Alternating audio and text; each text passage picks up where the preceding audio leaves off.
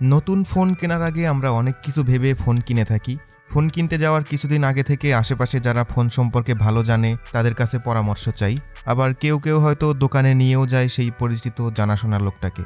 আজকের ভিডিওতে জানবো কি করে আপনার জন্য সেরা ফোন নির্বাচন করবেন। আর ভিডিওটির শেষে আপনার মাথায় একটা পরিষ্কার চিত্র ফুটে উঠবে যে কিভাবে, কি ভেবে, কি দেখে ফোন কিনলে অন্তত আপনি কম ঠকবেন, কেননা কোম্পানিগুলো প্রতিনিয়ত আপনাকে ঠকানোর ব্যবসায় প্রস্তুত আছে। ফোন কেনার জন্য সবার আগে ঠিক করে নেবেন আপনার বাজেট, কাজের ধরন বা কী কাজে ফোন কিনবেন সেটা নির্ধারণ করে নেবেন। কারো কাছে ছবি তোলা বেশি দরকার, কারো কাছে গেম খেলা, আবার কারো কাছে দৈনন্দিন কাজ করা যেমন কথা বলা, সাথে টুকটাক ইন্টারনেট ব্যবহার করা এরকম প্রয়োজন হয়ে থাকে। অনেকের কাছে ফোনের পারফরমেন্সটা গুরুত্বপূর্ণ হয়, আবার কারো কাছে ব্যাটারিটা বেশি হওয়া দরকার। আবার আমাদের মধ্যে অধিকাংশই চাই ফোনটা যেন বেশি দিন ব্যবহার করা যায়। অবশ্য যারা কিছুদিন পর ফোন চেঞ্জ করেন তাদের জন্য হয়তো এই ভিডিওটা তেমন কোনো কাজে আসবে না। যাই হোক, কাজের ধরন বিবেচনায় একটি নির্দিষ্ট অ্যামাউন্ট ধরে এবার আসুন আমরা জানার চেষ্টা করি পরবর্তী ধাপে কোন ব্যাপারগুলো দেখে ফোন কেনা দরকার। ডিসপ্লে হচ্ছে ফোনের ফেস। ডিসপ্লের দিকেই আমরা বেশি তাকিয়ে থাকি, তাই ডিসপ্লেটা অবশ্যই ভালো হতে হবে। ফোনে কত বড় ডিসপ্লে আছে এটা দিয়ে ফোন ভালো বা খারাপ নির্ধারণ করা যায় না, বরং আপনার যে সাইজের ডিসপ্লেতে বেশি কমফোর্ট মনে হবে সেটাই নেবেন, কিন্তু কোয়ালিটি দেখে।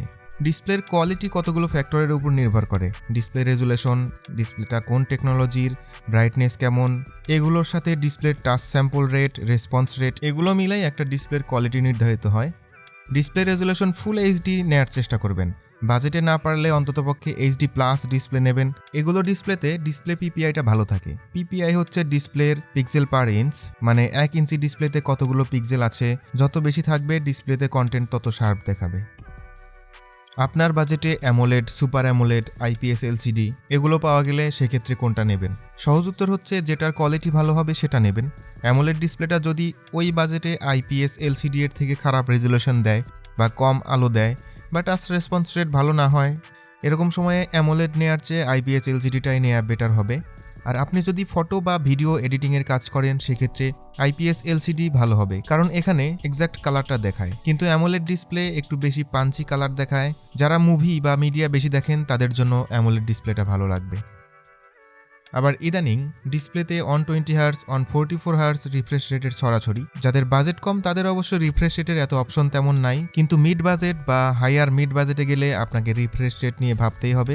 শুধু আপনি যদি বেশি গেমিং করেন তাহলে 120 হার্টজ বা তার বেশি রিফ্রেশ রেট নেবেন, কেননা বেশি রিফ্রেশ রেটের ক্ষেত্রে গেম প্লে এর মজাটাই আলাদা। কিন্তু আপনি যদি মুভি দেখার কাজ করেন বা সিম্পল কাজের জন্য ফোন কিনে থাকেন তাহলে বেশি রিফ্রেশ রেট নেওয়াটার দরকার নাই, সেক্ষেত্রে আপনার ফোনে কিছুটা বাজেট সাশ্রয় হবে। ডিসপ্লেতে যদি এইচডিআর সাপোর্ট পাওয়া যায় সেটা নেবেন। এসবের পরে পাঞ্চ হোল নাকি ওয়াটার ড্রপ নচ এগুলো আপনার পছন্দ মতো নেবেন। ডিসপ্লের কথা হলো, আপনি পাওয়ারফুল ডিসপ্লে পছন্দ করলেন বা আপনার পছন্দ মতো একটা ডিসপ্লে বেছে নিলেন। এবার দেখুন সেই ডিসপ্লেকে কী পরিমাণ সাপোর্ট দেবে ওই ফোনের প্রসেসর, বা আদৌ সেই প্রসেসরের ক্ষমতা আছে কিনা ডিসপ্লের সম্পূর্ণ ক্ষমতা ব্যবহার করার। প্রসেসর হিসেবে 1 থেকে 1.5 বছরের বেশি পুরাতন প্রসেসর না নেওয়াই ভালো। আপনার প্রসেসরের স্পিড কেমন, আপনার কাজের সাথে মানিয়ে নিতে পারবে কিনা এগুলো দেখে তারপরে নেবেন। তবে প্রসেসরের মতোই গুরুত্বপূর্ণ হচ্ছে ফোনের সফটওয়্যার এক্সপেরিয়েন্স। প্রসেসর অনেক ভালো হলো, কিন্তু যদি সফটওয়্যার ভালো অপটিমাইজড না হয় তাহলে গরুর গাড়ির মতো চলবে ফোনটা। সফটওয়্যারের উপর নির্ভর করে ওই ফোনটা কতটা স্মুথ চলবে। এরপরে থাকে র্যাম এবং রমের ব্যাপার। র্যামের ব্যাপারে অনেকেই এমন ভেবে থাকি যে যত র্যাম তত ভালো, কথাটা সম্পূর্ণ এক না। র্যাম যেমন বেশি হওয়া ভালো, তার থেকেও বেশি দরকারি হলো র্যামের টাইপ, র্যামের স্পিড এগুলো ভালো হওয়া। এই সময়ে এসে LPDDR5 র্যামের ফোন বাজারে এসেছে, যদিও সেগুলো শুধু ফ্ল্যাগশিপ ফোনগুলোতেই পাওয়া যায়। কিন্তু বাজেট সেগমেন্টের ফোনে LPDDR4 বা আপনার বাজেটে যেটা ভালো পাওয়া যাবে সেটা নেওয়াই যুক্তিযুক্ত হবে। র্যামের ক্ষেত্রেও ফোনের সফটওয়্যার অপটিমাইজেশনটা খুবই গুরুত্বপূর্ণ।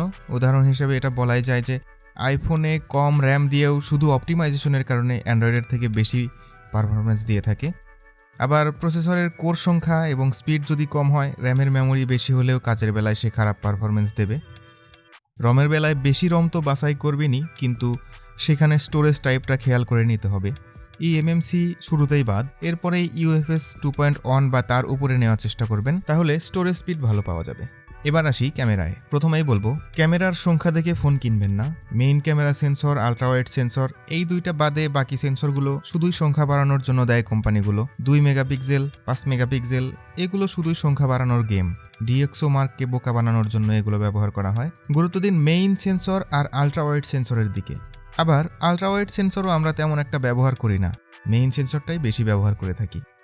48 মেগাপিক্সেল, 64 মেগাপিক্সেল এসব আলট্রাওয়াইড বেশি খরচ করে না কিনে ক্যামেরার মেইন সেন্সরটা ভালো দেখে কেনাই ভালো। সেন্সরের আইএসও কন্ট্রোল কেমন, অ্যাপারচার কেমন এগুলো গুরুত্বপূর্ণ। আবার ক্যামেরার সেন্সর যেমন দরকারি তেমনই ইমেজ প্রসেসিং সফটওয়্যারটাও বেশি গুরুত্বপূর্ণ। ইমেজ প্রসেসিং সফটওয়্যারের গুরুত্ব বুঝবেন গুগলের পিক্সেল মোবাইলগুলোর দিকে তাকালে। সাথে ক্যামেরার ইউআইটাও দেখে নিতে হবে। এগুলো জানতে হলে রিভিউ দেখে আপনাকে বুঝতে হবে। ফোনের ব্যাটারি ক্ষমতা কমপক্ষে 5000 মিলিঅ্যাম্পিয়ার হওয়া ভালো, যেখানে অনেক ফোন 7000 মিলিঅ্যাম্পিয়ার পর্যন্ত দিচ্ছে। মিড রেঞ্জের ফোনে কমপক্ষে 5000 দেখে নেওয়া ভালো।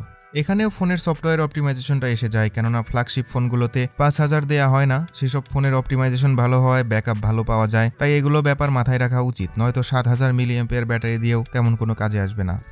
এই প্রসঙ্গে ফোনের অপারেটিং সিস্টেমের কথা আসে, ফোনের আপডেটের কথা আসে।